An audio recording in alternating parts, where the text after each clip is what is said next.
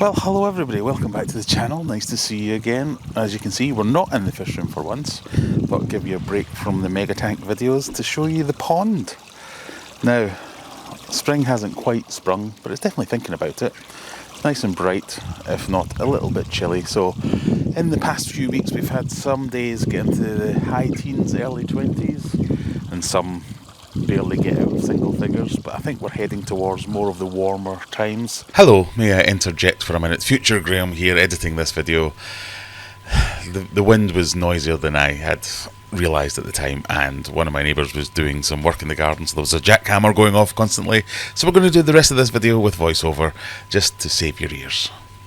So what we're looking at is getting the pond started again. So this isn't necessarily going to be a complete overhaul on the ponds at all. What I really want to do is just take a few minutes to take a good look and see what's going on there.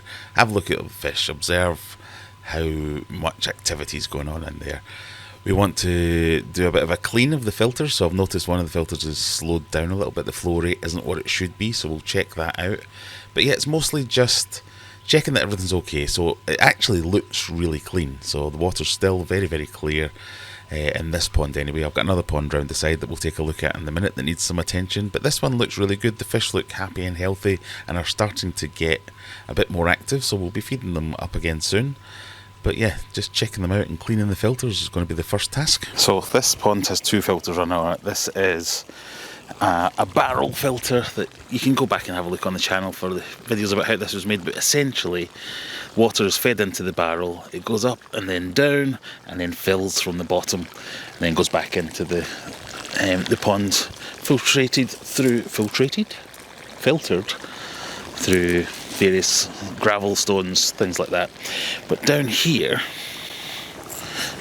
along with all the spiders, is like a purge valve. So what happens over time is all the sludge gets caught down at the bottom, and then it's like a self-cleaning mechanism almost. If I just turn this tap, it should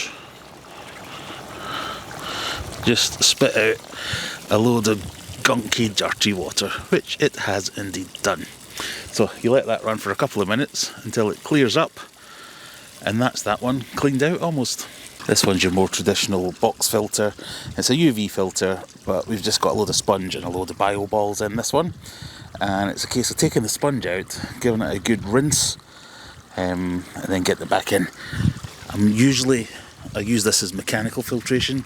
I say I use it as, in that I'm just going to jet wash the sponges to clean them out. I'm not really concerned about conserving the bacteria in it, because I'm going to use that in the other filter.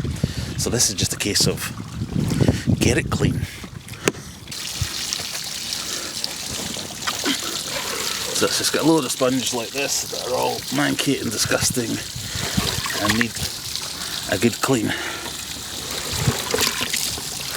Also needs a new UV bulb, something I want to change annually. I have ordered one, but I don't have it yet, so we'll have to do that later. But that's essentially is unscrew the end, stick the new bulb in, screw it back in again. You don't need to see that. The pumps, might do something of that later, but for now they'll be fine. This is just about getting the filters cleaned and ready to go. And this is my other backyard pond. I call it my patio pond. It's essentially a big plastic tub embedded in a garden feature, and I've done a collaboration here with Popple Soap, who have sent me something to help filter this pond and just make it a little bit nicer. So they've sent me a package. It's got everything in it. A couple of these little packets of silicone, user guide, hose, really good quality hose. I like this hose. Good length of it too, much more than I actually need. A bag, which is where you put the pump to stop any solids getting sucked into the pump. There's another one of those little packets of silicone, black silicone, really useful stuff. And then the main part of it is in these two boxes. So that's the pump that I've just taken out there, and then the actual Waterfall itself. I wanted to get a solar powered version of this, but they didn't have a solar powered version available in the UK, but I think in the US you can. I will put links in the descriptions to the ones that I've got here, so you can check them out for yourself afterwards. But it's a waterfall. It's not necessarily intended to be a filter, but I'm going to retrofit it to be one. It's metal construction, so I think it's aluminium or aluminum, depending where you are in the world. But it's essentially a little box with a little blade. You pump water from your main thing into said box, and it overflows the blade back into the pond. It gives it a nice look, sound. It's really very simple in its construction, but also very effective and straightforward. So this is a 12-inch version that they've given me. Comes in 2 parts. That's what the silicon's for. You have to apply the silicon to where the blade meets the box to make sure you don't get any leaks. And then in the other box is a pump. So it literally gives you everything that you could want. This pump, UK spec pump with the proper supply, a load of different fitments. So if you want to use the pump for something else, you've got a load of different sized fitments for that. Really quite strong. I forget what the litres per hour, but if I remember, I shall stick them in the description. But plenty powerful enough for small, medium, even possibly large ponds. It's quite a small construction. I wasn't expecting much from it, but the flow rate that I got from it, as you will see in a little bit, was more than adequate. So it is adjustable in the same way that most of them usually are, with a little dial in the front. Really quite long power cable. Can't really ask for much more than that. So there is a little bit of self-assembly required. You are expected to apply the silicon to where the blade meets the box part of it. It's fairly straightforward. The instructions that are with it, perfectly adequate. It tells you how to use it. It does cover in the instructions that you've got the solar versions are available if you're in the US, I think it is. I might have a future video coming up about retrofitting it, but fairly straightforward, easy to do. You don't have to have any great DIY skills. Let's see about getting it installed on the pond. So here we go, all the equipment laid out. We've got the pump ready to go. Again, just need to get everything unpacked. The hose unclipped from the clips that it comes in. Again, high quality hose. It's probably worth it for the price, just for the hose alone. Get the hose in the bag, get that dropped into the water, and then it's just a case of putting everything together. So there is a hole in the side of the waterfall.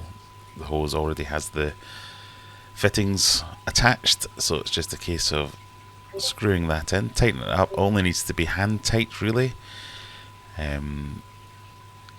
Certainly when I was doing it, I didn't feel I needed to tighten it any more than that, and there was no way it was leaking. It comes with all the required washers and gaskets and stuff. Switch on the power and see, as you can see, it's quite powerful. It fills up pretty quickly, and it does what waterfalls do. I think there's a break in the noise now, so I can try and show you what it sounded like.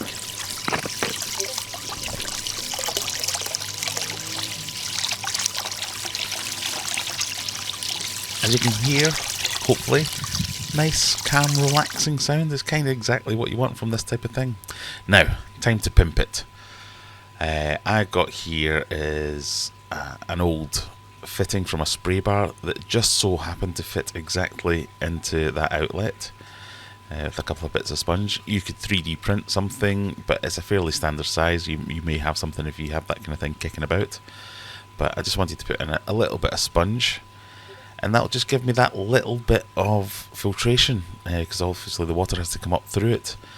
You can cover that up with some kind of decorative stone of your choice. Now I've gone with some Alpha Grog, which is a filter material I just happen to have a load of kicking around. It's not the prettiest of thing, but again, the water running through this will have some kind of filtration. But you could just go with some like decorative pebbles or something along those lines, because you would still get the mechanical filtration benefit from the sponge underneath, which is probably what I'm mostly hoping for. Now, I don't think this will ever be the final version of this, but as a proof of concept, I'm really happy with that. The flow rate's really good. Using the sponge has brought it down a little bit, but still perfectly functional. I think what I might do is have a bit of a play around, deciding whether I want it at this end, that end, how I'm going to route the power. I'll probably try and do a solar powered version of this, with a bit of a DIY slant on the solar power. So if you want to see that, make sure you come back, click that subscribe button, as they say. They do make a solar power version of this, but I think it's only on sale in the US. But fantastic bit of kit, really like it. I think it's a great addition to the little pond. If you like this kind of thing, make sure you click that subscribe button. Remember, we do live streams every Friday. Come along and say hi. And if not, I'll see you in the next one. Bye.